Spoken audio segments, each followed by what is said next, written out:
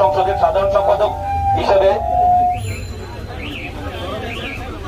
এই গত কয়েকদিন ধরে জুলাই মাসে যে নৃশংস হত্যাকাণ্ড হয়েছে তার তীব্র নিন্দা এবং প্রতিবাদ জানাই, এবং পাশাপাশি প্রত্যেকটা প্রাণের জীবনের প্রাণ যে নেওয়া হয়েছে তার দৃষ্টান্তমূলক শাস্তি চাই, এবং এই শাস্তি এই সরকারের কাছে নয়, এই শাস্তি আমরা পরবর্তী যে সরকার আসবে তার কাছে আমরা চাই।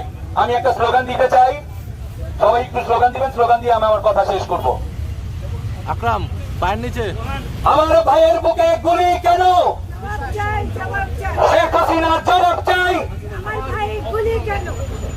আকরাম আকরাম ভাইয়ের বুকে গুলি কেন?